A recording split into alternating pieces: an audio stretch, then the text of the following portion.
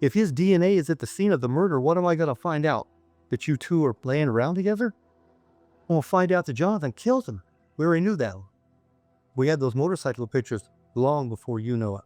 Robert Limon was returning from a day of work in the field when he was shot and killed. It happened back in August at the rail shop on Goodrich Drive in Tehachapi. Never talked to anybody yet that thought they wouldn't get away with it, or you wouldn't do it. Everybody does. It's all well planned, all of it. What looked like the perfect marriage. Robert and Sabrina Lyman were the couple everyone admired. High school sweethearts who'd built a beautiful life together. With 2 kids, weekend getaways, and a home filled with laughter, they were the definition of relationship goals. But sometimes, perfection is just a disguise. On August 17th, 2014, Robert Lyman, a 38-year-old railway mechanic, was found shot to death inside the break room at his job in Tehachapi, California. 2 bullets, one to the chest, one to the head. No signs of robbery, no forced entry, nothing taken. Whoever did this didn't come for money. They came for Robert. Detectives pored over the scene, puzzled by how the killer got in and out undetected. Surveillance cameras outside caught Robert returning from lunch around 5 p.m. Minutes later, he was dead. The only other clue? A mysterious figure on a motorcycle spotted riding into the area before the murder and vanishing shortly after. No face, no ID. Just a ghost in black. Sabrina, newly widowed and heartbroken, told investigators she had no idea who could have done this. Robert had no enemies. He was kind, funny, and loyal. The kind of man who helped strangers and cracked jokes at every family dinner. Everyone loved him. But detectives weren't convinced. They started digging, and what they found cracked the perfect image wide open. Years before the murder, Robert and Sabrina had opened up their marriage. The couple began swinging, swapping partners with other married friends, turning their home into a hub for late-night parties and adult adventures. At first, it was thrilling, especially for Robert, who embraced the lifestyle with gusto. Sabrina, though, had changed. By 2012, she wanted out. The lifestyle that once felt freeing now felt hollow. She turned to religion, hoping the church could heal what swinging had broken. But Robert wasn't ready to let go. He loved their unconventional life, the adrenaline, the attention. He didn't want to go back. Their once unified relationship began to unravel. Sabrina's sister, Julie, later revealed that Sabrina had started drinking heavily, numbing herself to the tension building at home. She felt trapped, emotionally, spiritually, and physically. She didn't want to share her husband anymore, but she kept doing it anyway, and the resentment only grew. Then came Jonathan Hearn, a 22-year-old firefighter with a strict Christian background. Jonathan met Sabrina through a Bible study group, but their connection was anything but holy. They fell into a secret affair, Sabrina pouring her heart out about her unhappy marriage, Jonathan offering her something she hadn't felt in years: purity, purpose, and the promise of real love. They bonded over scripture and slowly began to justify the unthinkable. Jonathan believed Robert was the reason Sabrina couldn't live freely. He saw him as a corrupting force, dragging her down. And Sabrina? She started referring to Robert as her cross to bear. What started as pillow talk turned into planning. Phone records, deleted texts, and private messages revealed their plot. Jonathan had scoped out Robert's workplace in advance. He knew Robert's schedule, knew when he'd be alone. The plan was simple. Jonathan would ride in on his motorcycle, unrecognizable in full gear, wait for the perfect moment, and kill him. And that's exactly what happened. On the day of the murder, surveillance footage placed Jonathan near the BNSF railway facility. His timeline matched the murder to the minute. But it wasn't just the footage. Investigators uncovered weapons purchases, detailed conversations between the two lovers, and chilling admissions that left little room for doubt. 3 months after the murder, Sabrina was called to the Kern County Sheriff's Office. She was no longer the grieving widow. She was now a suspect. How did it come to this? We're about to find out. I'm at headquarters with Sabrina Lamone regarding this case. So earlier, you were out at your house and you were going to school and you were detained by some deputies, correct? Okay. Once those deputies basically read your rights, your Miranda warning, you decided you wanted to talk to an attorney, correct? That's what you told them? Yeah. Okay. I felt overwhelmed and Overall, okay. Now, so at that point in time, they transported you to headquarters, or come straight to the jail. And I did have a chance to speak you at the jail. And I need to basically put it on the record that I didn't force you to come here, that you came here because you decided you wanted to talk to me, right? Okay. And I need to read your rights again. Okay, this is standard procedure of what we do, okay? You have the right to remain silent. Okay. Now, before we get started, what we're going to do is, obviously, when this type of stuff happens, we write lots of search warrants and do lots of investigative work, and which I have done in this case, okay? I do have a search warrant to obtain your DNA and to obtain your fingerprints and stuff, okay? Right. The DNA is just done by a swab. Basically, I'll have somebody swab. She'll take pictures of you. We'll do it right here. It won't be in public, okay? And then she'll just swab the inside of your mouth and get a little DNA out of it. And we'll use that, obviously, to cross-reference that stuff in the system, okay? So she's coming over now. So we've had multiple conversations up to this date. And today is the 19th of November. And it's about 4:45. Okay, so I know that through this investigation, there's been several times and you haven't been honest with me. And we need to get to the honesty right now, okay? I'm sorry. It's okay. I understand you were probably upset and scared and you didn't know what to say. So, I know a lot of information and I can't give this information out, obviously, through the investigation because I do not want that to be revealed, okay? So, I know tons of stuff about all this that's gone on and I want you to tell me the truth, okay? I need the truth. So let's start out with, okay, so your marriage, did you lie about any of you married to Robert? You met him when you were 18. You guys lived in Prescott, moved to California. Yeah, no, that's true. Okay. So then let's talk about when you started working at Costco. Let's talk about that. Okay. How long ago was that? Was there for almost 3 years. And do you remember when you started working there? It was,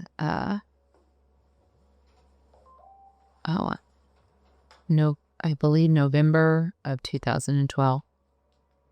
Okay. In November 2012. So a couple years ago.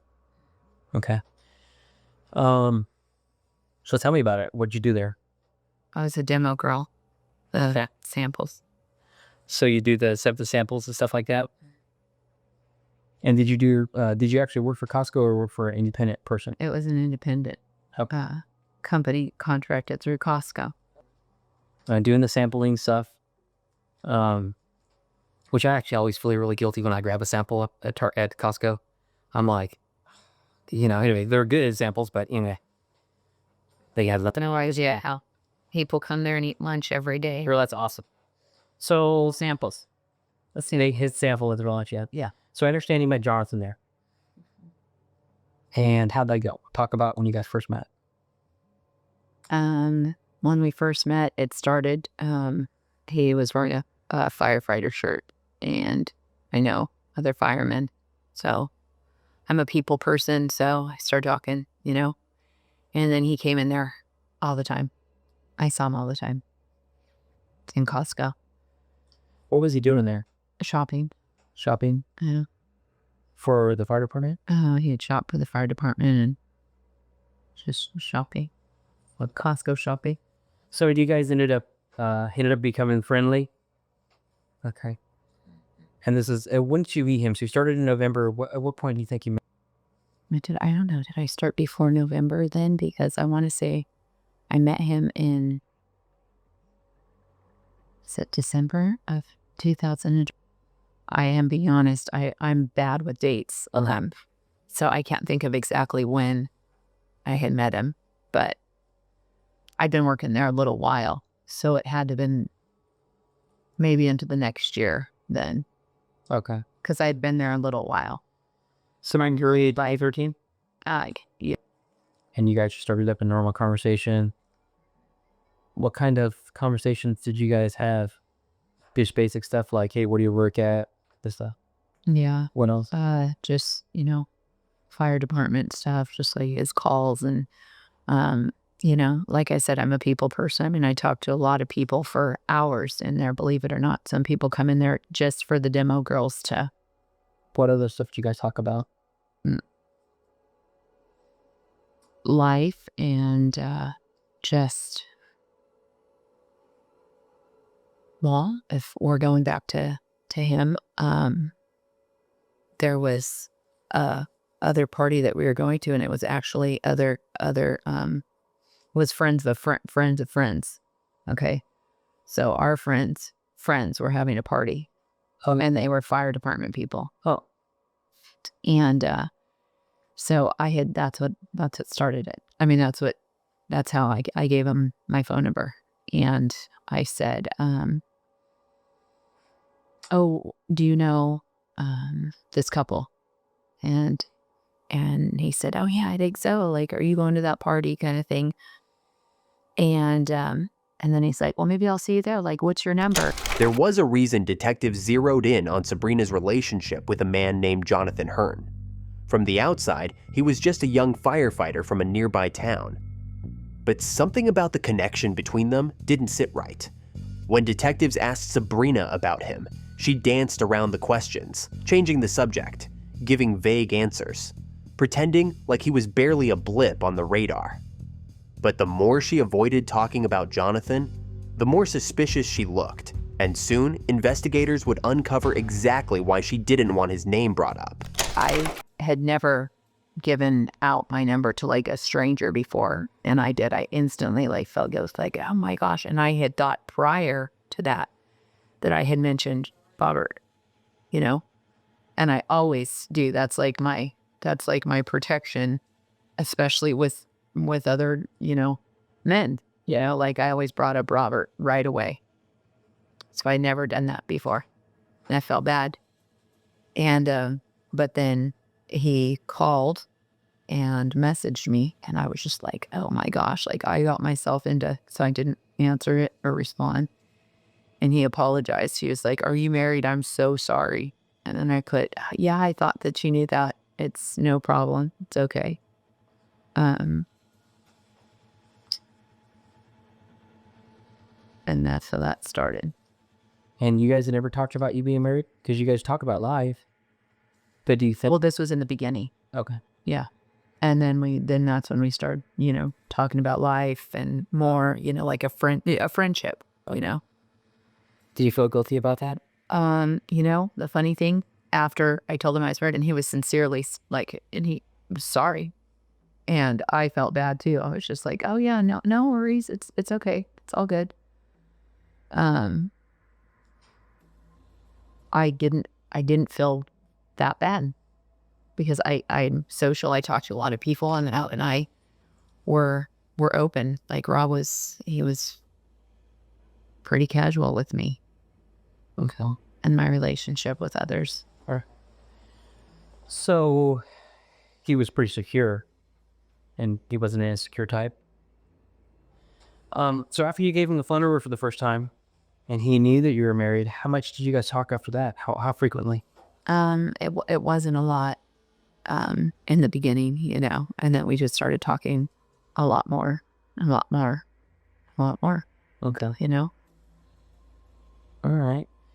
Now we had a relationship. Okay. We're talking in person and on the phone and stuff like that. How about in the meetings after work? Do you ever meet with him after work? I would see him, yeah. Okay. But just for short, just. So a lot of times he'd come in later and then end up locking out with me, kind of. So at what point did it become sexual relationship? Like a year later, so we talked. Started 2014. So this year? Because if you weren't that, met him in 20. Probably, let's say, probably talked for I am honestly of super bad with life and date. Let's say, let's just round about 8 months, maybe, or 6 months or something like that. Like it wasn't right away, anything like that. So you said it is about 8 months to a year, and then Maybe 6 months. I'm sorry, Maybe 6 months. maybe 6 months. Something like that. Yeah. Okay, and so that's when it starts to become a sexual relationship. Did you guys have that relationship at your house, or was it at Costco, or was it at a motel? It was at our house and sometimes, wherever. Okay, and how often do you guys meet up? A couple times a week, probably. Okay, and so this was 6 months after. Pretty. I'm sorry, Sometimes not. Sometimes like once a week or just being what was happening. yeah. Okay, so this was 6 months after you met, or okay. So if you met in maybe early 2013, I'm sorry, 2014 this year, right? No, it's been over a year. So probably like a year and a half time. Because at the end of 2012 is right when you think you met him, early 2013. Okay, so mid the 2013. Okay, Yeah. now basic friendship relationship, sexual relationship, maybe once or twice a week, and then so I mean, it obviously this relationship goes on and on. You guys talked about all kinds of stuff, right? Tell me about did Rob ever suspect anything? No, Robert had found my phone Tell me about that. and he wasn't, he's like, who's this dude? And he'd seen him out once before. He'd only met him once. So he was just like, what's up? How did this go down? And I just kind of told him like, I don't know. It just happened. And Jonathan apologized to Robert. He talked to him. He apologized to him. And we felt bad, and I felt bad. And Rob and I just kind of kept going, and Jonathan and I stopped talking. And now, well, now I'm like in Costco, probably like, let's say 3 months later, something like that. And honestly, detective, like I'm so bad with time, it could have been give or take or, but it was a little while and I hadn't seen him. When did Rob find out, and do you remember when it was, what month it was? Or about what time? Because this is going to be in 2013 you found out, right? June. In June of 2013? And what happened that day? And how did when he found out about it? What was going on? He was going to have the next day off. We had been out the night before and I kind of had too much to drink. Oh. And I wasn't paying attention to my phone. So we'd been out the night before and he'd already take the next day off, and he just kind of like I hate talking about this. This is why I didn't. I know.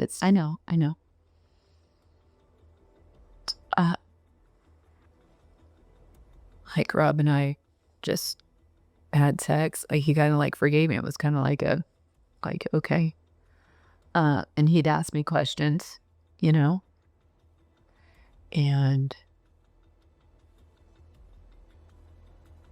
I just kind of would answer them as he asked, but then we didn't talk about it. He didn't like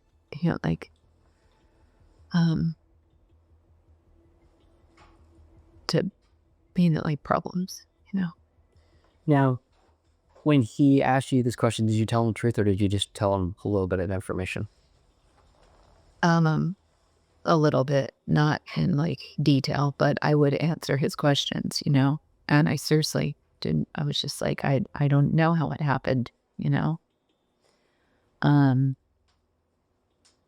like I did tell you, you know, we were distracted with so many things, friends and partying, and we have had open relationships, you know. I threw that at him, you know. So this was prior, and parties and just kind of like that kind of a lifestyle, more life. Now the kids weren't exposed to that firsthand. They were probably not probably they were exposed to me drinking, you know, like too much. Mom's sleeping, doesn't feel good, kind of thing. Right. Kind of, we've talked about your open relationship before, and you told me you didn't have one. I was dreading. I didn't want any of this to come out, you know. Did you think this would ever come out? I was I've been tripping, you know. I've been it's shameful. It's terrible. And I'm feeling it. Right. I understand. Did you guys have an open relationship, but as you would meet other people at parties and stuff and have sexual encounters? Or was it? Okay, it was. Okay. And that was just kind of like a Rob and I thing we had years ago. There was this couple, and that's where it started.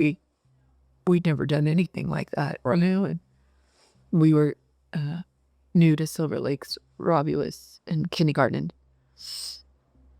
and man, we met this kooky couple. I mean, the chick for sure, the woman, and but I am a people person.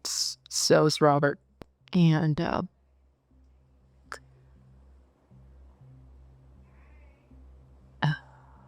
was just a crazy experience with her and her husband, What are their names? Nicole and Dill. Oh, okay. Had you heard about them or no? No. Well, they had lived out there, so Robbie was in kindergarten, and he's 11 now, so. Oh, wow. Okay.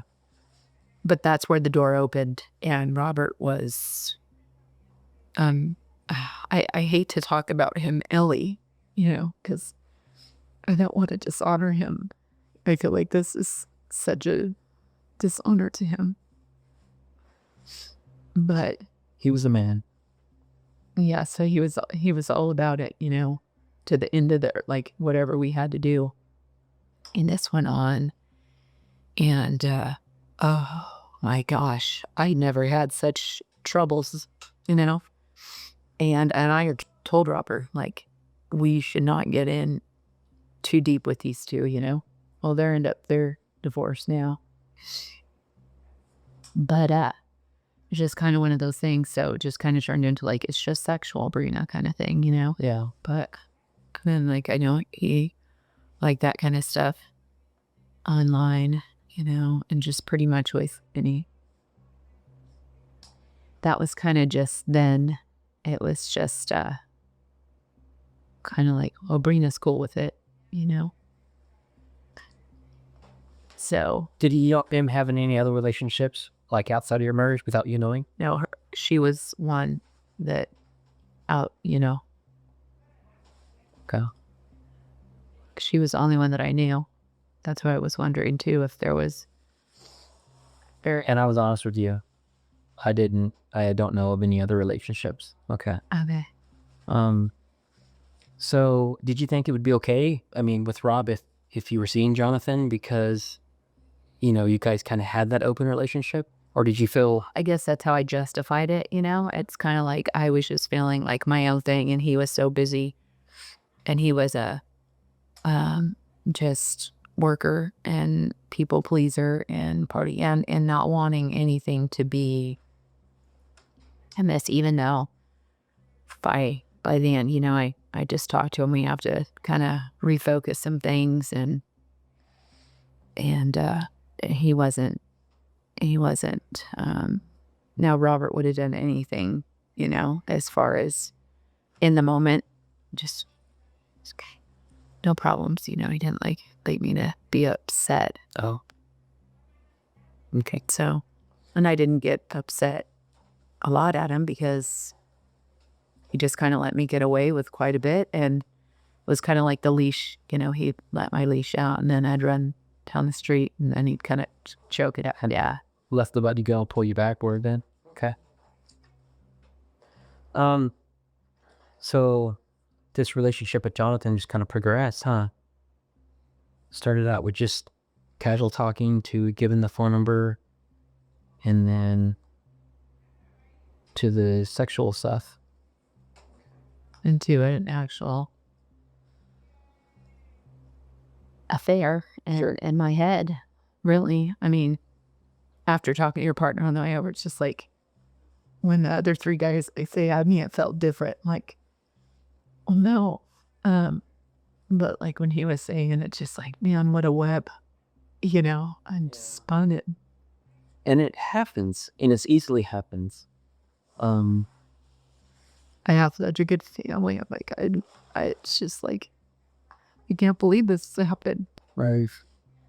And then like it, to think that like, that is who I've brought around and have had around and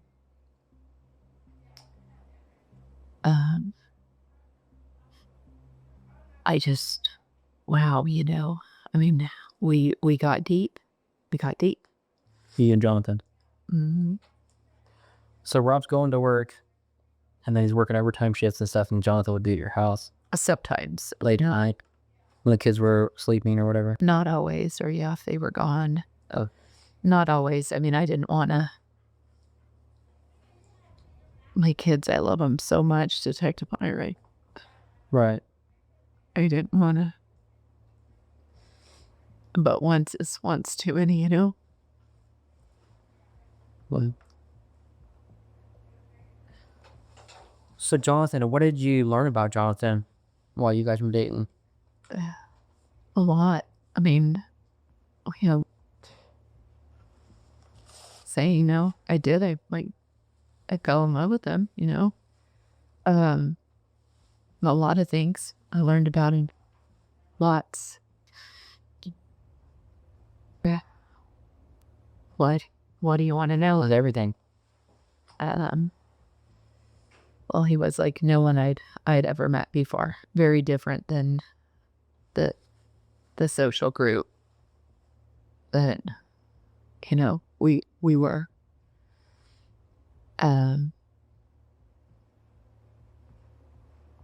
Smart guy. Really. He's a Christian. Mm. He grew up really, really religious and a family of 6. Like super, he was homeschooled. Mm. And that's a whole different, and just finding out the depth of like how, you know, obviously different. That's a whole nother lifestyle. Sure. Completely. It's definitely different with the schooling and kind of the separation from general public type thing. Going to a, you know, being homeschooled, you don't get a lot of exposure, you know. Just everything is so different. And were you attracted to that? Apparently, yeah. I mean, yeah. There was just something that was just really, and I mean, I saw things that, you know, there were times where I would just pull back the reins and like, hey, you know, it's, I have my family and I'm doing my thing and, you know, you're doing your thing. So, and we would end up colliding again, you know, and not all, you know, it wasn't just like the sexual, like, let's meet over here. It wasn't like that. Like there was a, you know, and so.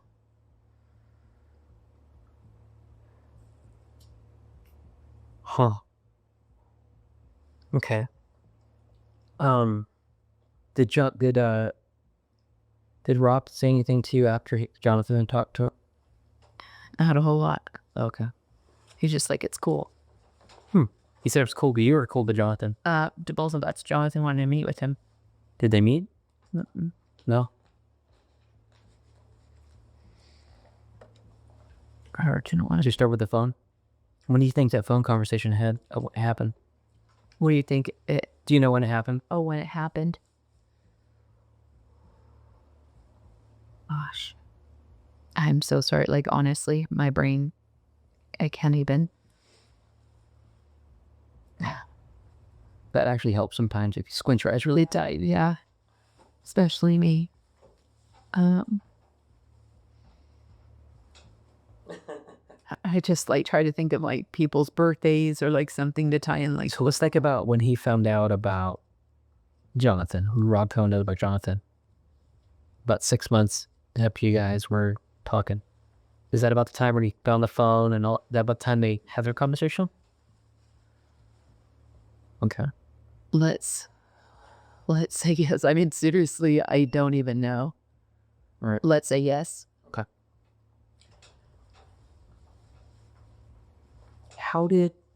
Okay, so the relationship continued. You guys are seeing each other. Did you ever think about maybe getting divorced for Rob? Or did he ever talk to you about the divorce? Who? Jonathan. About like trying to encourage you to get divorced or anything like that? We had talked about divorce. I would say within like the past, let's say, 4 or 5 months, maybe. You and Jonathan or you and Robert? Have you and Robert ever discussed divorce before? Yes.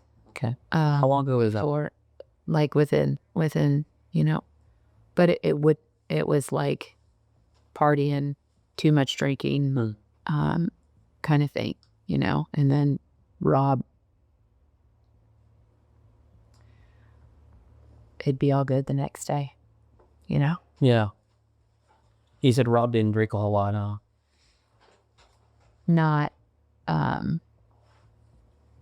not as much as I did.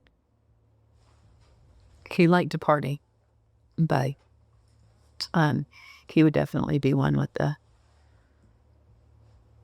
at least with some wits about him. Okay. Can you tell me what you and Jonathan's conversations, what you guys talk about when you're talking about divorce? It's kind of like how, how tough it is, in the beginning, but, in the end, kind of, it plays out to be, people do it every day kind of thing, And what is Jonathan's take on divorce? Because we know he's very religious. Did he feel it was okay? No, I mean, you would say it's, it's not what God wants, but people do it every day kind of thing, so I think we kind of played with the thought more than like, he was gonna have a house built. So like he had these plans, but they were like future. So we just kind of talk about just like more, nothing like tomorrow kind of a thing, nothing like, well, in the next 6 months when you're divorced or when, kind of thing. So we were just kind of rolling the dice. I mean, like playing the, and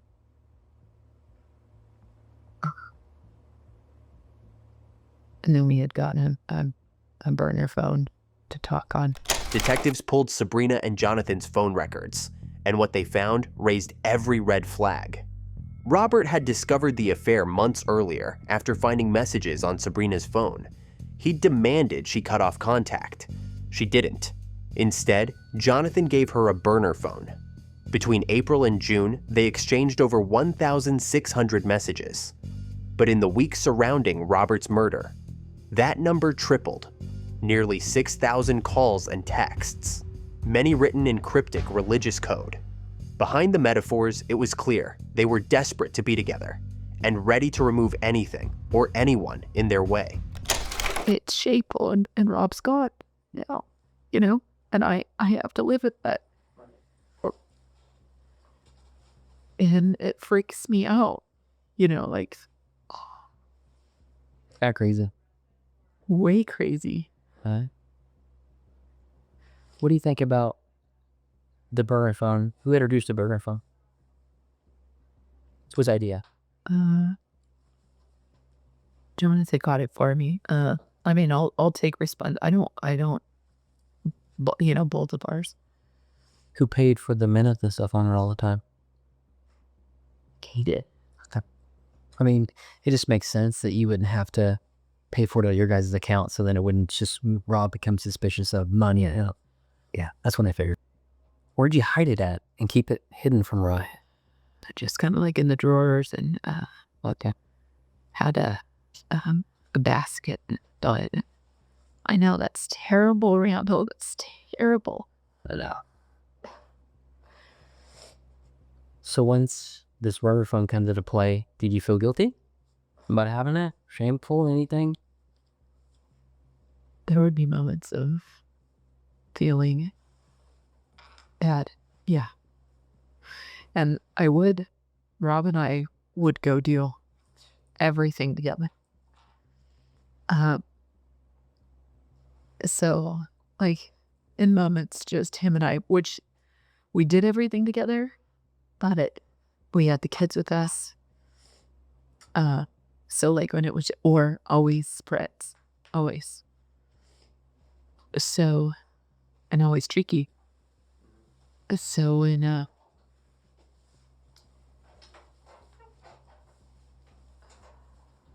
when it was just him and I, there were times where like I kind of tried to be a little more honest. I'm not saying like, here's the deal, you know.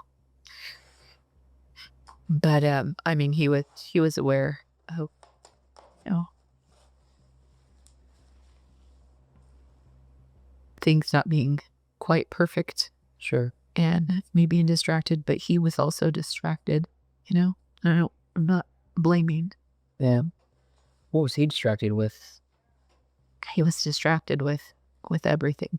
And I know he did like to get on websites. He is distracted with his phone a lot. People.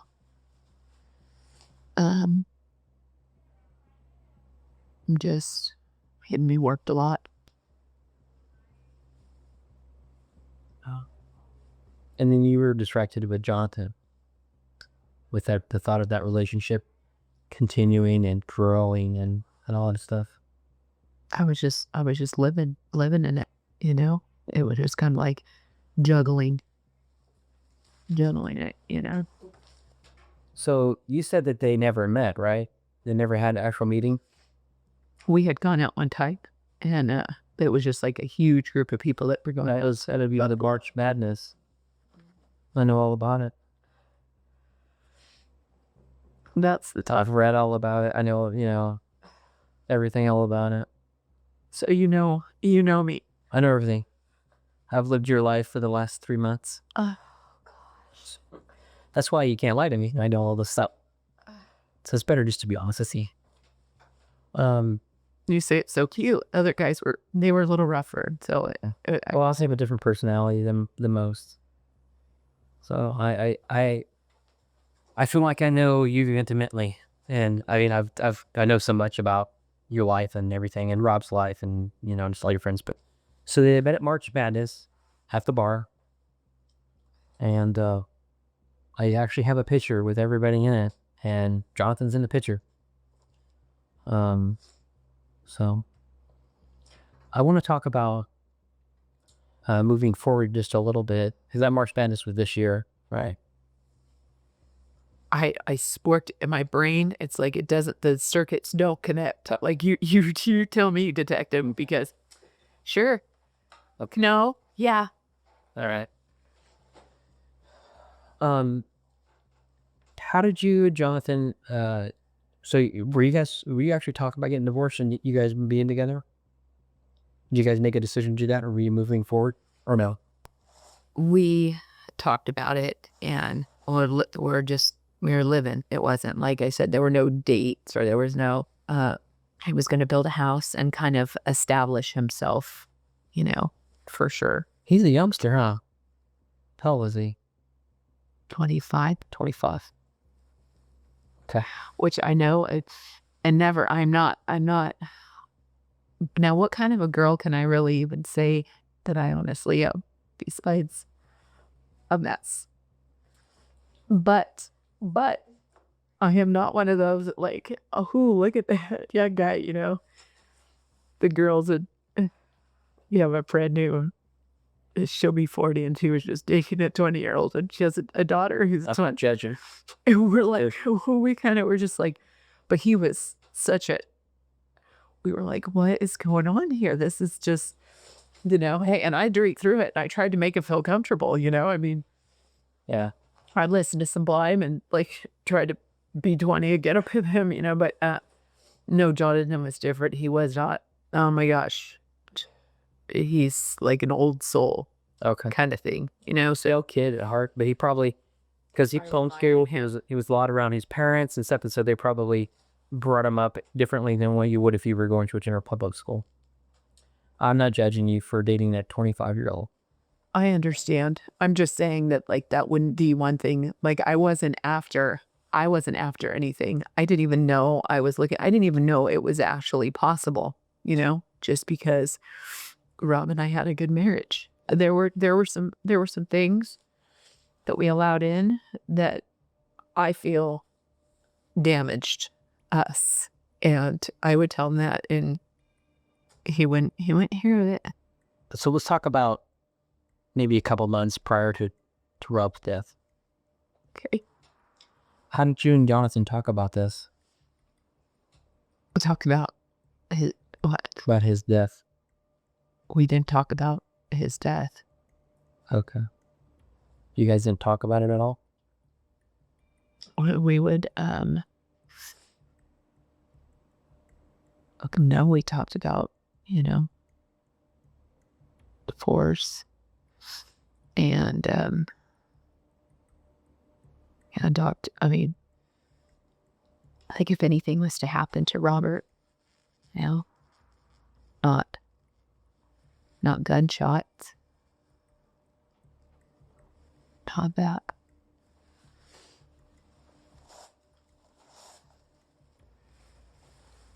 I noticed there was a bunch of conversations, obviously before Rob was murdered, during and after he got murdered. How did Jonathan know that Rob was going to be working in Tatchtree?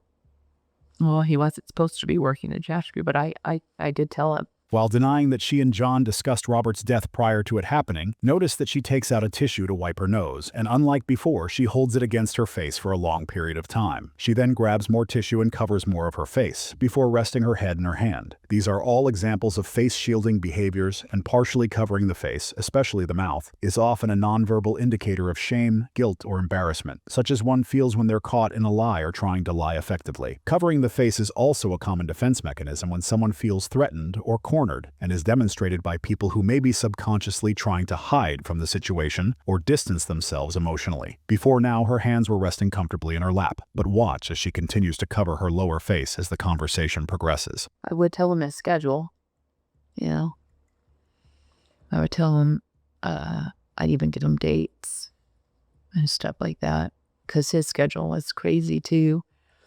And then if it was times where like it didn't work out for us to get together, but I kept them posted pretty much. Now, I noticed before when Rob left for work the morning, let's talk about the 17th, okay? Rob left for work in the morning, and I noticed that you had an 80-minute conversation with Jonathan. What do you talk about? Talked about church, I believe. And he had worked, and he was pretty thrashed from work. what he was going to do that day. We'd even talked about seeing each other, but I was getting the kids ready for school, and it was just not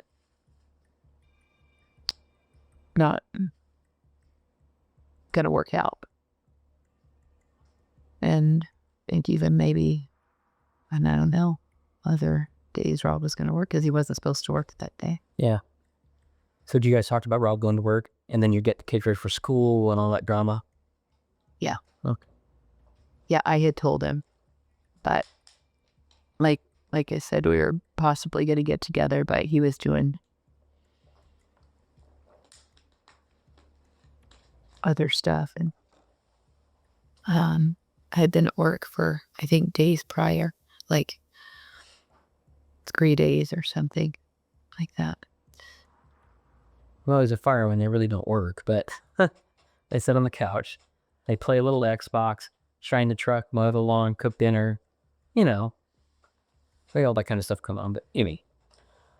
I know he did say he was pretty, he was pretty thrashed. For a 26-year-old, come on. You've got more energy than that. I remember him being tired. Okay. So feeling there. Did he tell you that he was going to go talk with Rob that day? Nothing at all? Nothing at all. So. No indication that he was going to go see Rob? Hell. What the hell? Done. After you guys did him in a conversation that ended at afternoon, you text him. You texted Jonathan seven different times with no response back. He didn't text you back. What were you thinking? He was sleeping. That's it. Right. That's what you thought he was doing? Yeah, think so. Okay. Did I click that? I don't remember. I don't know.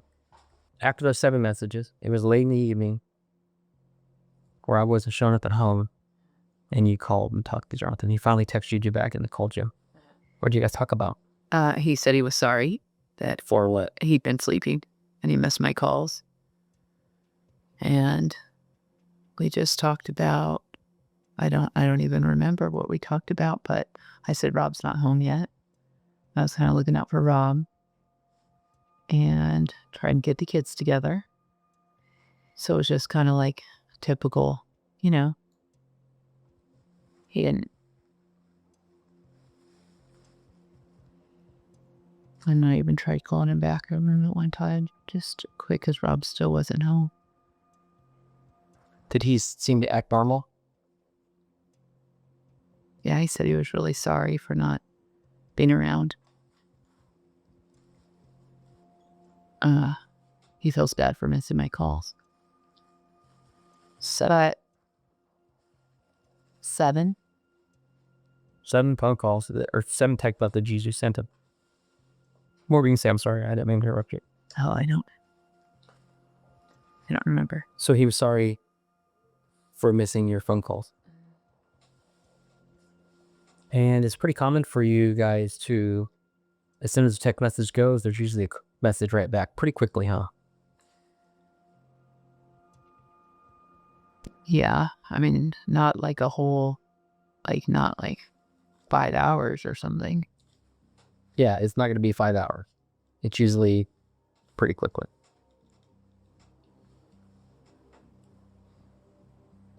So he seemed pretty normal? Yeah. Okay. Did he give you any indication that he may have gone and saw Rob or talked to Rob and anything like that? No. On the day Robert was killed, Sabrina and Jonathan's phone activity was anything but normal. Between 6:30 and 10:30 a.m., Jonathan called Sabrina 6 times. They talked for over 2 hours. Then again, at 12:05 p.m., they spoke for another hour and a half. Shortly after, they began texting, and the most chilling detail? They were still exchanging messages during the exact window Robert was believed to have been murdered. 4:22 p.m., 5:01, 5:04, and even 6:57 p.m., when Sabrina later claimed she couldn't reach her husband. At 7:50 that evening, Jonathan called her one last time, likely after making it home. And just like that, the timeline started to close in. He did go see Rob. And I think now you probably can know that. It's so hard for me. What else? That's unbelievable to me. Like, I seriously would feel like there's no way that he'd be capable of that. How come? I just feel like he would never want to live. I mean, just like, I can't imagine that, you know? I just didn't think he could do something like that, you know?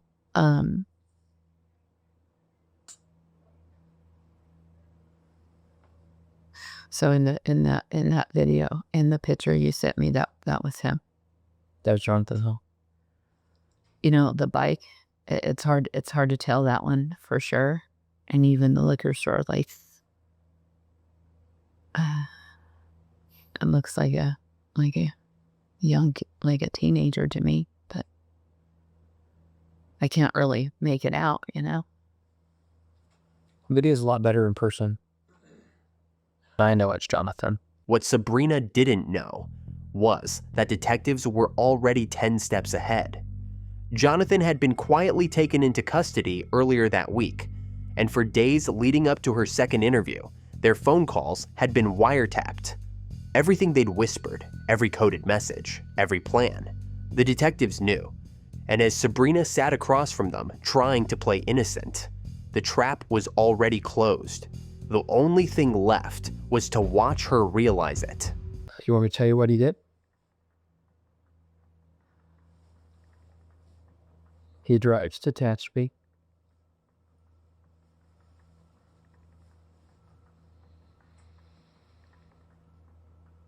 He checks to see if Rob's there. Rob's not there. He leaves. He comes back. And he waits for Rob to come drive to the property.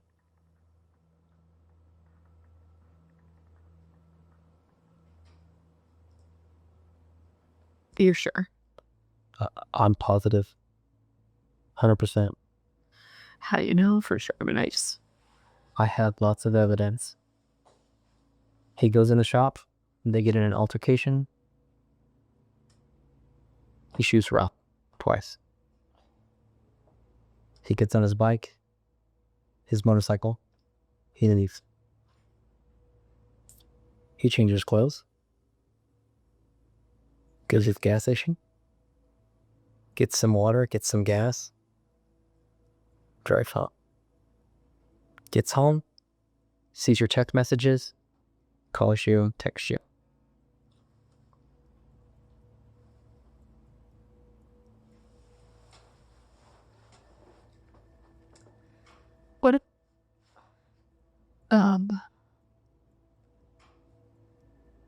what do I say to that? I don't know. Did you guys ever talk about it?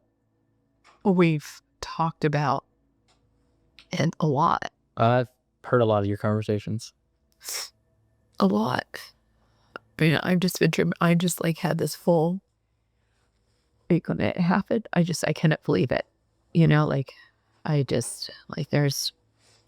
so I hear this, and the other detective said, like, you know, I text him right away. I feel like I didn't even, I know that I did let him know what was going on. With And- Rob being at work. Oh, at work, and then after he was murdered. Uh-huh. After I found out, What Jonathan said. he was said he couldn't believe it. He was so sorry. Who did this? How could this have happened? Was it, you know what? There was so, like, that all is a true blur, you know? Because it was just like, I was in shock. I couldn't believe it. But in my head, there always has been like, if a fair what's to come out, that would look really bad, you know, kind of thing. So I've heard you talk to Jonathan more than I would have liked to have. I've heard multiple conversations, hundreds. At what point did you realize that Jonathan did this? I haven't, he's never told me that he has done this He never told you that? in words. I didn't want to hear that, you know? I don't want to hear that. I need you to tell me the truth. He never told me in words. Okay, so how has he told you then? If not in words. Just by behavior. Like, not, he hasn't, just behavior. Like, we have to, things we kind of have to do.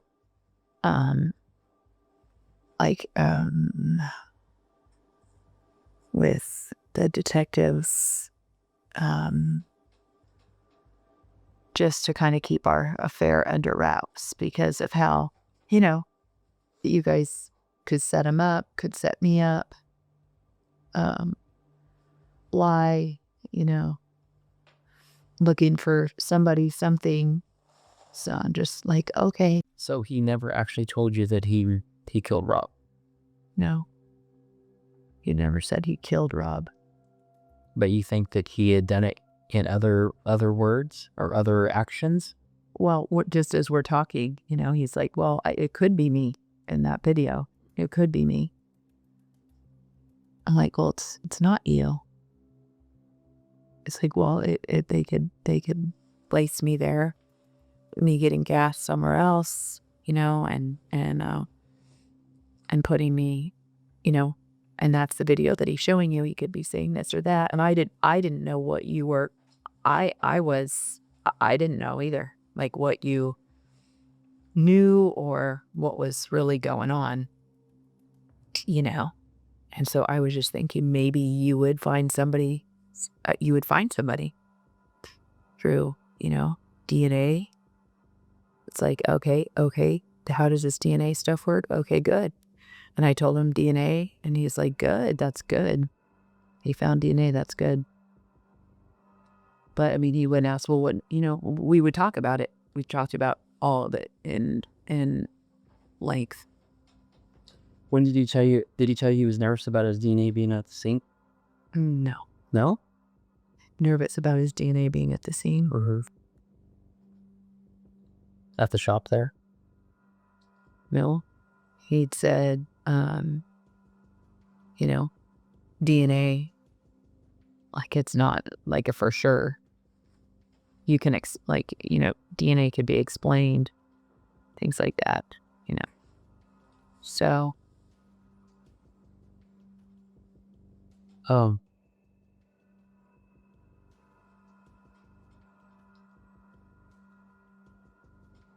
I need you to be totally honest with me, okay?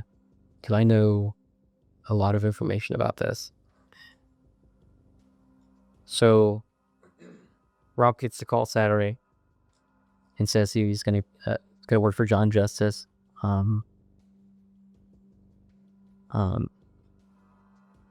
He's gonna work for John Justice, and then he goes to leave for work in the morning. You and Jonathan both had conversations.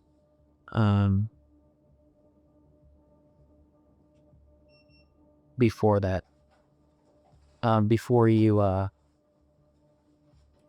to work, and then after, or when he was gone, when he went to go driving, and you told Jonathan that Rob was working overtime. And to be up there all day. Okay. And did he know where the shop was at? Yeah, I believe, yeah. How do you believe? I told him where Rob works. I'm like, oh, it's in Tehachapi. I asked him if he was familiar with Tehachapi ever. Like we discussed the town and the shop. You told him where the shop was at? Off the freeway right there? I'll say yes, I have. My question is, what I need to figure out so we can move forward is, how did he know that the shop was there? So you told him. Did you give him the address or anything? No, I don't know the address. Okay. I just kind of explained how it is, you know? And we had talked, yeah. I mean, he inquired on before, like, we talked a lot, you know? So you're like, yeah, Rob's attributes like this, you know? Kind of like what he did. And calls he went on, I would tell him. Okay. So you talked to him in the morning, and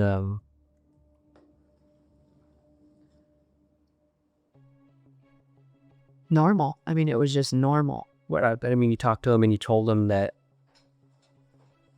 Rob was going to work, right? Why'd you tell him he was going to work? Just so we could talk and possibly see one another, but talk, probably. I don't know, like, because it was like, oh, because THB's gone longer, you know? Or me? Like, they're 12-hour shifts, not 8-hour shifts. And then drive time, and sometimes he'd work over, you know? So it's like it's an all day. He's gone all day. All night, so. So you told him this so you'd have the opportunity to see Jonathan? Yeah, if he was available, if it worked out, or to like talk, to be able to know that it's not a time limit, as far as like it's a longer time limit, you know. Before Rob would get home, you couldn't talk him on. Yeah.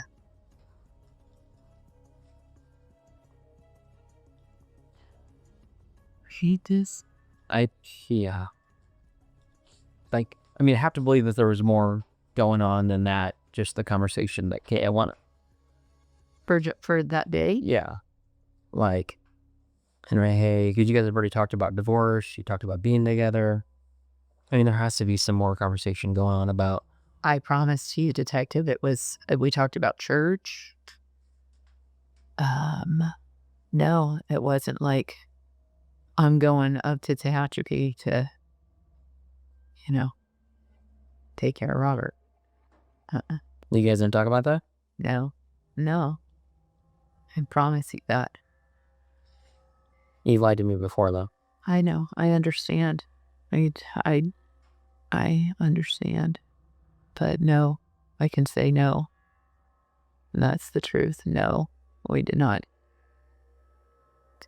I want to say we hadn't really talked I want to say that, but once again, I can't be held to anything, because I could have said it was a 10-minute conversation and it was an 80, you know, and I don't know, but I do know that we didn't talk about like how to get to the shop, or, you know, to have But at all. You already knew how to get to the shop, though, pretty much. You know. He had actually gone up there before. He have? Uh-huh. He went up there in June and scoped it out. Checked it out, drove by. So he was planning on this.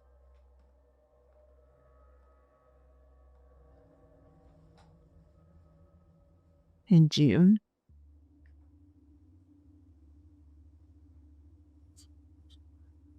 So he drove up there, looked around, checked it out, and was putting his plan together.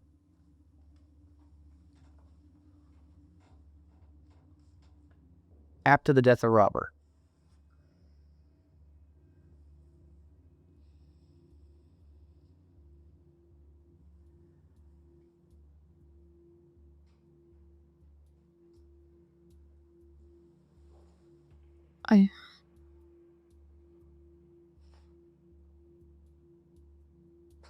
This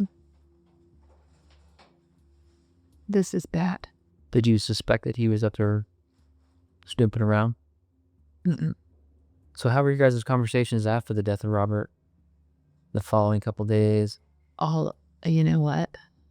All over the place. Stressful. Hard.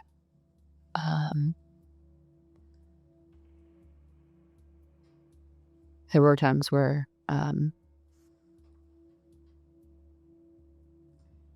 I felt like he wasn't understanding of to what was going on. He didn't understand. There were moments I felt that way, you know. I'm just trying to get an idea of what his demeanor and stuff was like after he murdered Robert. How it changed. It didn't. It really didn't. I mean, he's been stressed out for sure.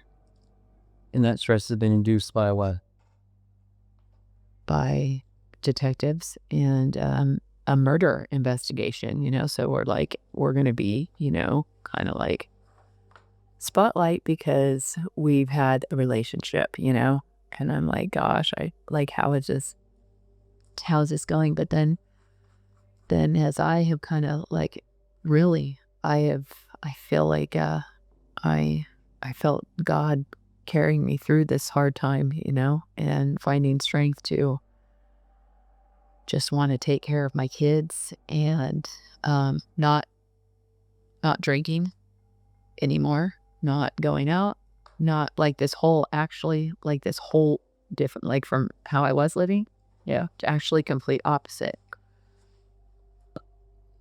You know, I think that that Jonathan feels like he was saving you from that. That he was saving you from your lifestyle. And in turn in that, he was, you know, doing good. You know? Jonathan didn't see himself as a killer. He saw himself as a savior, God's chosen instrument to rescue Sabrina from what he believed was a life of sin and control.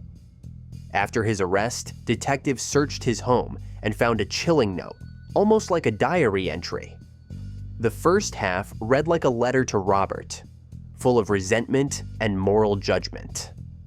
You've been growing apart since before you gave her away, turning your back on God, living in denial, chasing fantasies. The second half was pure justification, twisted logic cloaked in scripture. When I discovered what an adulterer he was, I wanted to help spiritually, he wrote. But it was the final line that hit the hardest. I want to be with Sabrina and rescue her from Rob. And an affair is not, it's not a big deal. All this stuff that Jonathan's been preparing for is concealing the murder of Robert. All this stuff he's gone through, he's sick to his stomach because he knows that detectives are going to be banging on the door at the fire station, wanting to talk to him. It's not about an affair. This is about him murdering Robert. And he knows that. That's why he's sick to his stomach.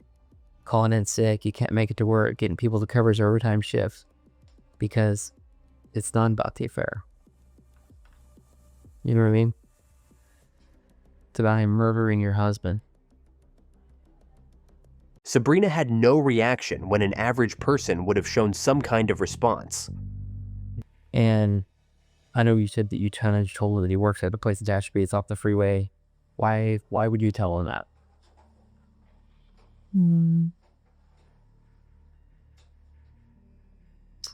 We had talked about like what Robert does and just like how, you know,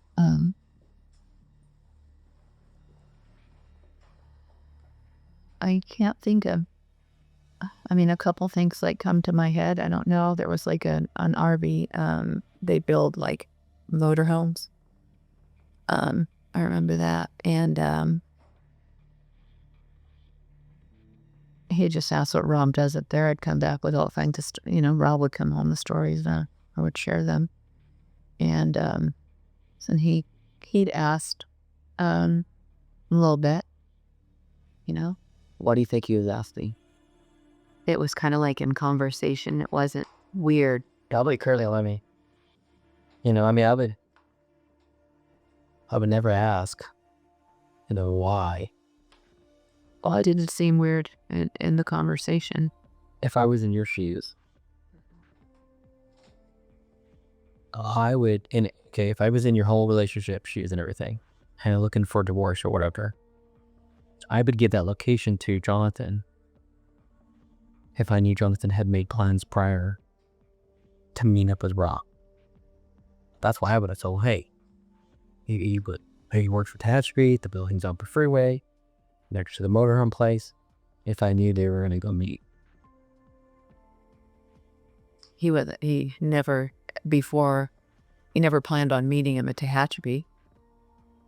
That he ever told me. Where were they going to meet at, you know? Like he wanted to have lunch or like somewhere in town or something like that. Yeah, because I would go have lunch with some guy that was sleeping with my wife. You know what I mean? That's not rational for people. Don't do that. Hey, it won't go well. It'll end up in an argument and then possibly a death. Anyway, Not anything of it. Robert didn't want to meet with him, and he just wanted to apologize. I said, tell me what you think about this.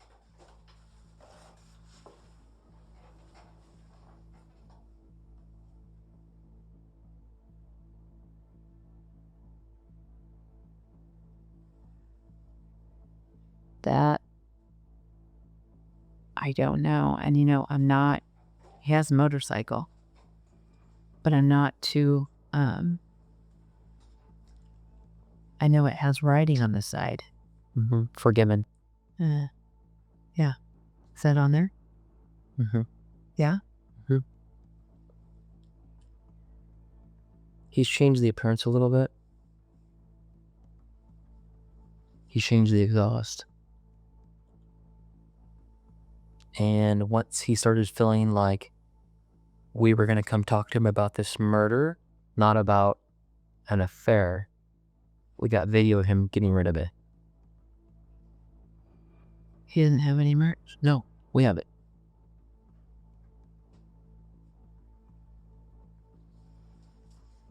I asked him yesterday if his bike was running.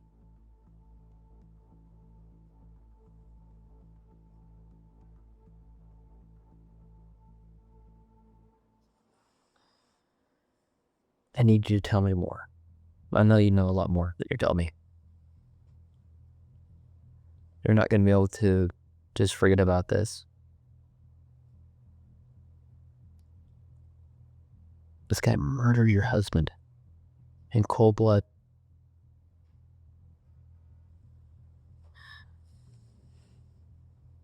I can't believe it. And I was tripping that they had John. I didn't know if this was real. Like it might not be real. These might not be actual videos. Like it might be set up. And he said, "Why I can't." Remember what I said? Setting us up. I wouldn't set you up. Yeah. But in my head, like I'm just tripping. I don't know. So why would you ask him if the bike are still running? I don't know why I asked that. Just like, are you riding your motorcycle kind of thing? That's what I meant. Is it even running? So then you kept watching the video of the store. And he asked you if it looked like him. And what did you say? What did you think? I thought that was weird. Yeah. You thought it was weird that he asked you that? And what did you think about the picture? The video I sent you, did you think it looked like him? I mean, you've slept with this guy. During the search of Jonathan's home, police found the motorcycle hidden under a red blanket in his garage. In his closet, the helmet, gloves, red scarf, and glasses. The killer's exact disguise. The murder weapon was also there, tucked neatly in a gun case with ammo. But that wasn't all. They found something else, something they hadn't expected, something that hinted at a darker plan, one that may have involved Sabrina. We'll get to that in just a moment. Rob was getting a Gatorade out of the refrigerator. I think I knew a fight. A fight? Yeah. A physical fight. The struggle over the gun. And then pow.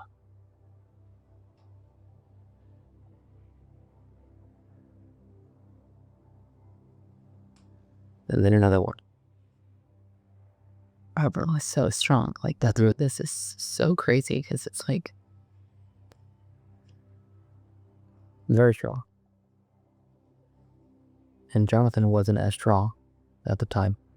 He's pretty strong now.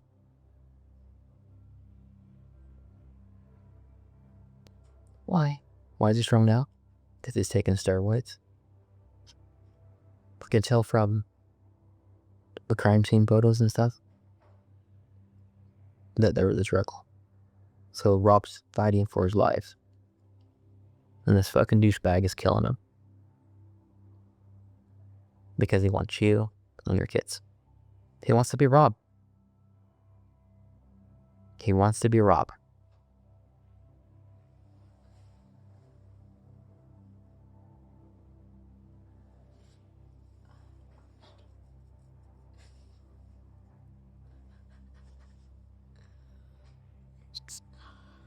I don't want to believe that, you know? It's not about that.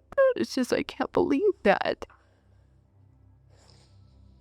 It's terrible. It's sad to take these kids' father away from them. Took their father away from them because he wanted to be Rob. Terrible. So I need to get some clarification on a few things back before Rob got murdered, okay? But before we talk, I want to let you know that you have to be totally honest with me. Okay. This is so freaking serious. I can't tell you how serious this is. Okay. I gotcha. Yeah, idea. If you're lying to me, it's going to be very difficult for you. Before the marriage, or before the death of Robert, you guys have had conversations, multiple, 7,333 conversations. April 15th, when you got the burner phone. Got the burner phone on April 15th. From April 15th to September 1st, there were 7,333 phone calls, text messages. I've done my homework. Okay. You guys have had to have some sort of conversation discussing your unhappiness in your marriage and your divorce or possible divorce. And then at what point did Jonathan say that he could probably take care of it for you? He never said he could take care of it. That was like, no, like we could be together, you know, and at least for God. So he said we could be together and live for God. What did you think about that? I just kind of lived, you know, I thought I would think about it, but it was like I was living like two lives, you know? So a life with Robert and then a life with Jonathan. in a way, yeah.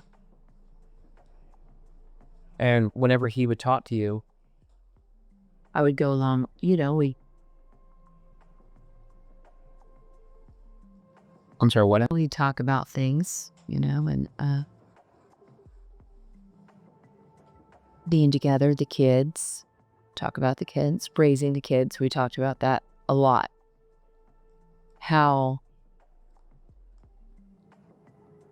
badly things were being done, you know, like.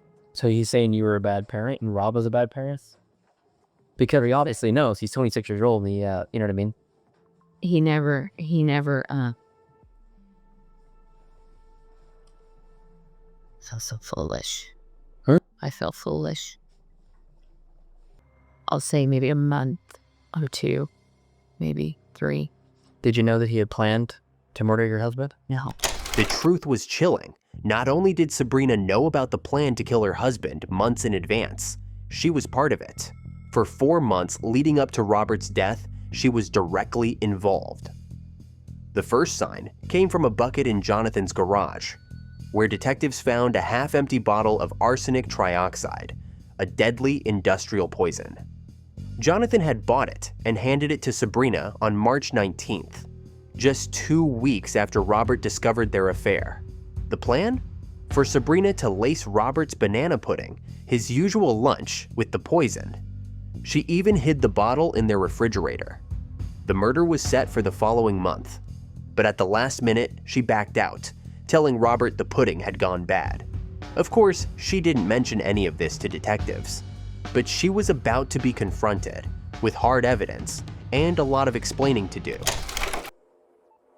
You planned this whole thing because you know that if your husband's working for the railroad at the time when the railroad is on duty and he gets killed on duty, that there's a lot of motivators there for money.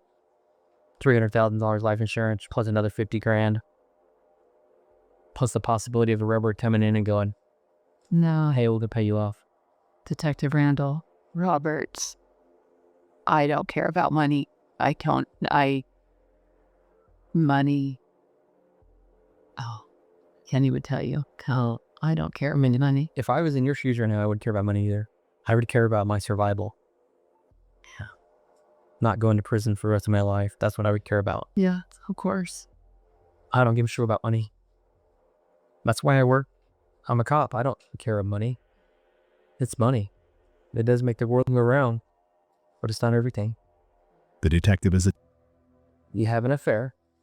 Yeah. You have a motivator for money. Right? This looks terrible. Yeah. And there's a murder, continuing affair, and people lying to conceal the affair and to conceal the murder. Yeah. I can see how that looks really, really bad. You're definitely.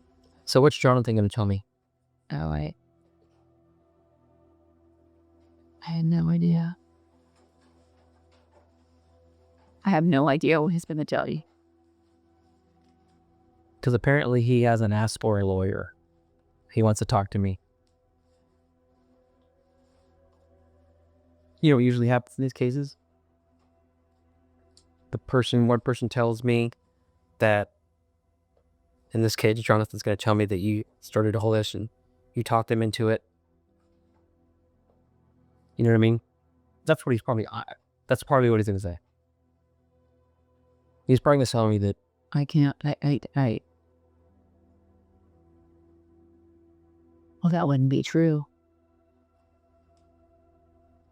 he's lied before. I can't imagine He's lied about that. Imagine him saying, the motorcycle.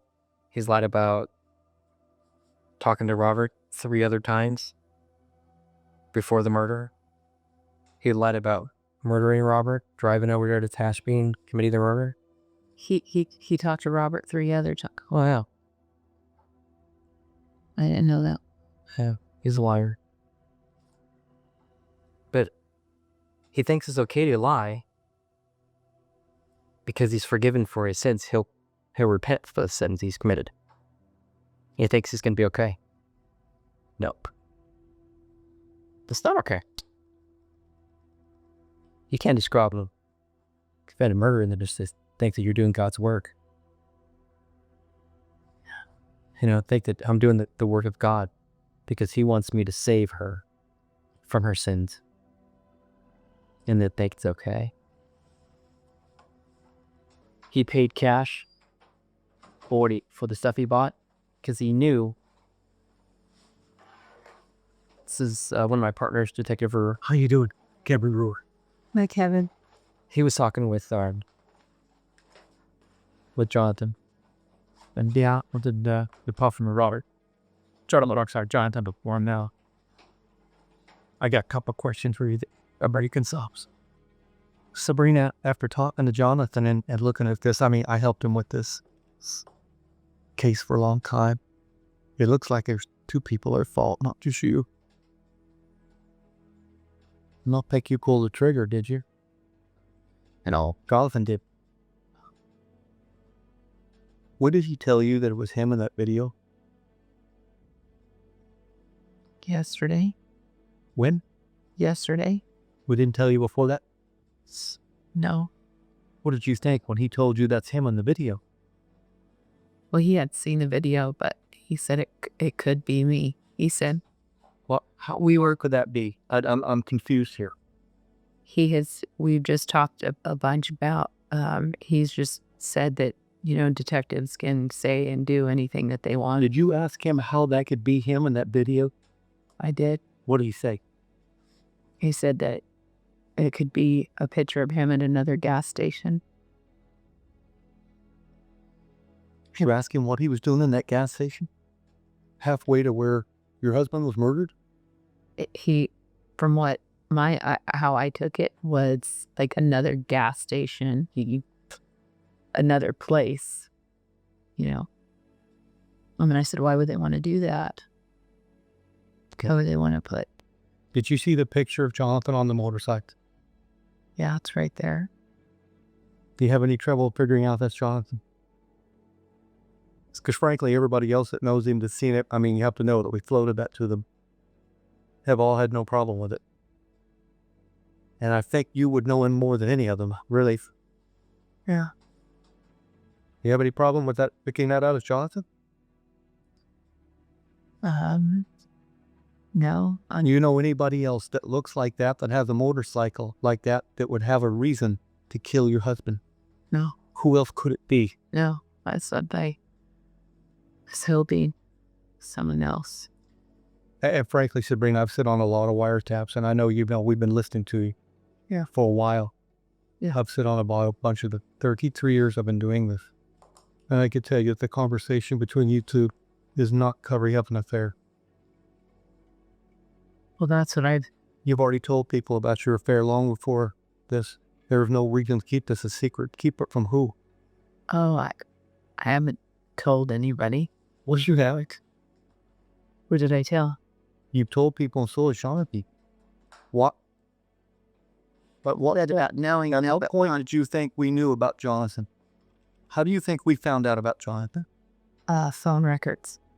From what? From the phone record. No, we have to have probable cause to get search warrants to get the phone records. I didn't know. Told people about you. He's been told to stay away from you, and you know that. What the detective said was true. They didn't know about the affair at first, and they might never have figured it out if it weren't for Jason Bernatine. Jason, a firefighter and one of the couple's swinging friends, was also close to Jonathan. Overcome with guilt, Jonathan left him a voicemail weeks after the murder, apologizing and hinting at his involvement. Jason turned it over to the police, and just like that, Jonathan Hearn was on their radar. Okay. Tell me what I think. When your secret boyfriend finds out exactly where your husband is in a different county, 2.5 hours away, drives up here and kills you. What do I think? How in the world would he find out where that place is? I couldn't even find it when they sent us there. That's my fault. I am. Absolutely. What's it look like to me? I know. Let me tell you what it'll look like to a jury. This is all I do. It's all I've been doing for many years. Let me tell you what a jury's going to think. The same thing I am right now and the same thing you are. No. Without some problems, you need to tell me why you're not an accomplice to this murder.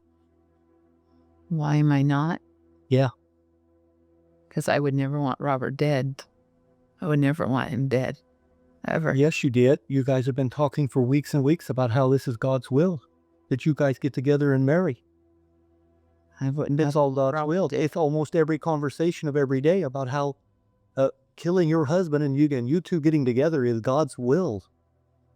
Bathsheba? Didn't we talk about that? They had said, Well, tell me that story. Tell me the story. Even in Bathsheba. I don't know that. I don't know it. You don't know that story? He says that's our life, and you went, yes.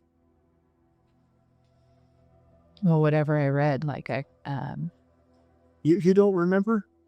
no, I don't remember. He takes another man's wife and has her husband murdered, killed. Because from around here, it sounds to me like the woman fell in love with another man and had her husband killed. I would never want Robert killed, ever. When he told you that's him in the video, why were you not burning his phone up to tell you that, I found out who killed my husband?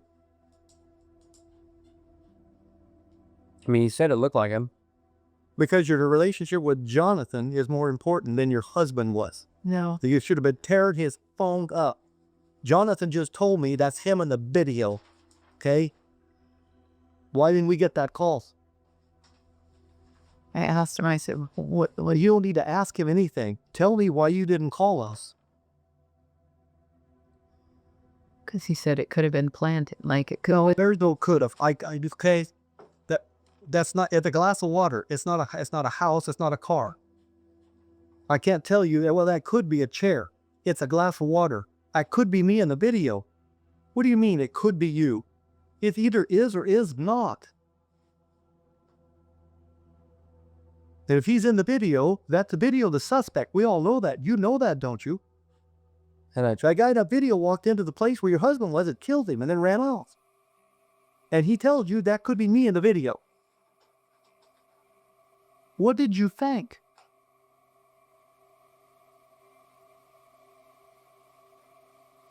I'm more than confused here, Sabrina. I'm really telling you. I think you're flat in the middle of this murder. I think you set your husband up and had him killed by Jonathan so you two could be together. And I can tell you that's not going to happen, ever. Yeah, Okay? You need to get that through your head now. You are not going to be together. He's going to end up going to prison for the rest of his life. And I've got some serious doubts about you. Okay? Okay. Understood. There's no reason to tell your boyfriend exactly where your husband is working. Absolutely none. Right down to the building. What's the purpose? There can only be one. Tell me another one. I'm waiting. Tell me why you would tell him exactly where Rob's at. And he told you that could be me in the video. That should have been the end of it right there. then I told you that that was our suspect, and you didn't say anything. You know what I mean? I said, this is our suspect. No, okay. Digs up. That's Jonathan Hearn. So you didn't tell me anything. I should have told you that. I should have. The black helmet. I did. He never told you it was him in the video, Sabrina. You already knew it. Okay? He told you he did this, and he told you that because you guys wanted to be that he wants to be with you. You need to tell us now. If not, all we're left to think with is that you set this whole thing up. If you went and did something stupid, hey, you need to tell us now. Well, you have it right there. I don't have it. I want it out of your mouth because we've not done any truth out of your mouth. And if I don't start getting say, I'm left to believe exactly what I really believe. Somebody told him where Rob was. Exactly where Rob was. He would have killed him.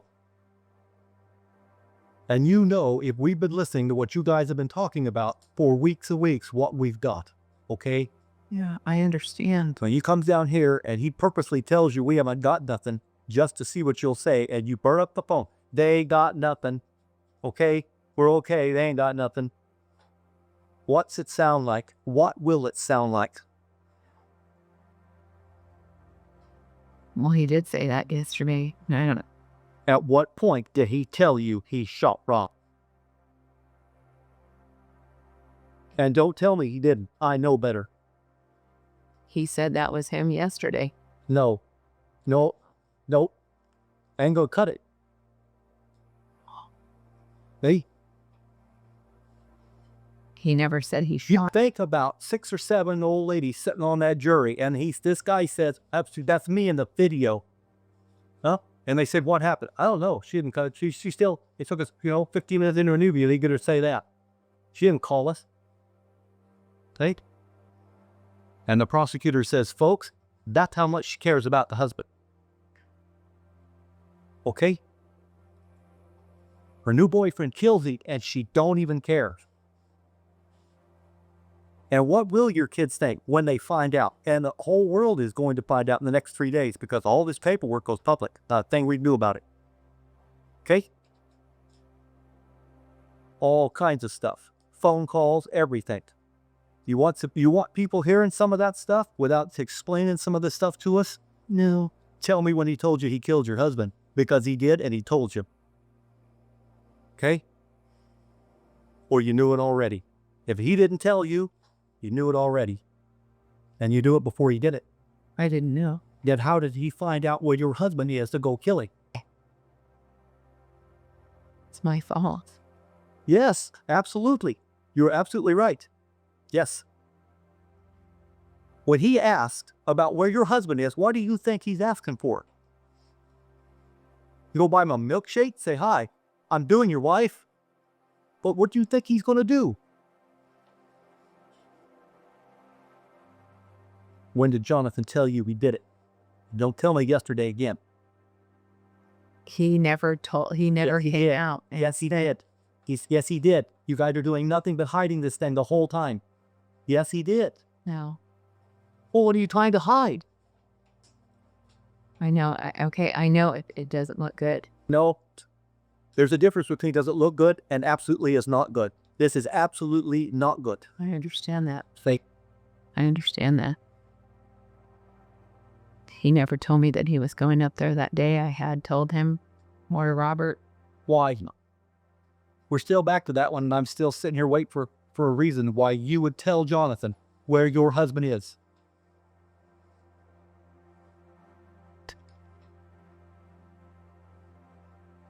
Are you going to come up with some answer between now and trial time? They're going to see each other. So I could talk to him. About what? Why? That's why. About what? What's he going to say? I got to know. You know? I'm sending my boyfriend to talk to my husband. No, he never said he was. What did you think he was going to do if he's asking about where Rob's out? He didn't ask that day. Why did you tell him? I told him like prior in conversations. Why? He'd asked What? I believe Gotcha. about Tehachapi. Like we just talked about like what Rob did and just talked. Yeah, and what Rob did? Yeah, but up in Tehachapi as a responder. Okay, so why is it important for anybody in the world really to know exactly where Rob's at? From your now on the other side, I don't know. Did you ask him, hey Jonathan, don't you think it's odd that after I tell you where he's at, somebody goes over there and kills him for no apparent reason? I did say they did have. What was the other questions? What do you say? Oh no, I didn't. Yeah, he just said that's crazy. And you believe him? Enough to stay with him, you did. Make the future plans. Start talking about how you're going to raise Rob's children with him. Can't believe it. Jonathan ever tell you about the handguns he owns? How many? I just knew that he had one gun. Talk about a 45 that he owned, 45 caliber. I didn't know what kind it was. I think he's got one and it's missing. Nobody can find it. Wonder where that's at. 10 caliber juice kill your husband. The only thing worse than keeping the murder weapon is getting rid of it when it's registered to you. Not being able to tell us where it's at. Oops, I lost it. Oops, I don't know where it's at. Oh, I forgot where I put it. That's what he said. You know what I mean? You know how stupid that sounds? But seriously, that's almost as believable as I told him exactly where he was at, and he ends up dead in that spot, and I don't think this guy killed him. Did you tell anybody else exactly where Rob was at that day? Well, yeah, I mean, being in Tehachapi, you know. I didn't tell Jonathan, like, directions that day. It was prior, like we had talked about. Months. It was months. I'd say probably months prior. And I'm want to remember how exactly our conversation went. So how does Jonathan know he's there that day? I had told him. You told him Jonathan's at Hatchby. No, Robert isn't. Robert's at the Hatchby, working. And that day he gets murdered, and you don't figure that out. I had talked to John. And you don't bother to tell him or anyone else, by the way, the day my husband is murdered, I told my boyfriend where he was. What's it sound like? What's it going to sound like? I understand that. I can go on and on with this thing, and that's going to happen at the trial. But I'm not going on much longer. And the rest of this we're going to hear later, and probably not what wish you have, ever. See? You didn't have any part of this thing, and we all think you did, or you wouldn't be here. You need to start figuring out how to convince us that you didn't know. I told you, if he did something stupid, and you didn't know he did it, and you had nothing to do with planning it, hey, and he says, sorry, honey, I had to do this for us to be together. Whatever he did, whatever he told you, you need to tell us now. Yeah, I Okay? understand. Just, So if you're going to stick to this, yesterday he finally told me he killed my husband. Basically. well, these conversations have been the same, since. No, they haven't. No, they change drastically all the time. The only major theme is God wants you two to be together, according to him. And God sees everything and knows everything. What did God see the day Rob got killed? Same thing we saw. Jonathan's motorcycle leaving the crime scene. Okay? I mean, who's he think he's fooling? Who are you guys fooling here? I don't get it. Trust me, Sabrina, I've never talked to anybody yet that thought they wouldn't get away with it, or you wouldn't do it. Everybody does. It's all well planned. All of it. Yeah. All of the interviews are rehearsed on the phone with him. Yeah, we listened to them. They were impressive. I'm going to tell you exactly what to say and not say, and we're going to Google DNA and Google all this stuff to make sure that we're not giving them enough information to find out. Okay? But that stuff we already knew. Yeah.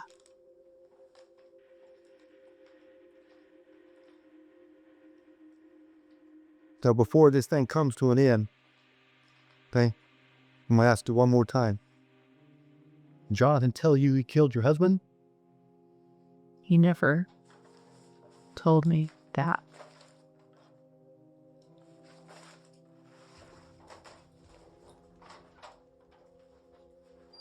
Did he fire it just all led up to all the things that he'd said? Led up to about Tia. What? Hello. If you don't have anything for us, I think we need to get you to jail. I'll take that as a yes, I do not have anything to tell you. Is that fair? Is that pretty fair? I said everything that we. Yeah. Okay. Yeah, you told him the same thing that you told me, only I wasn't patient for 4 hours. I was kind of trying to move it along after about an hour of listening to you tell me nothing. He's a lot nicer than me, a lot more patient. So what I need you to do is I need you to stand up in front of Rob.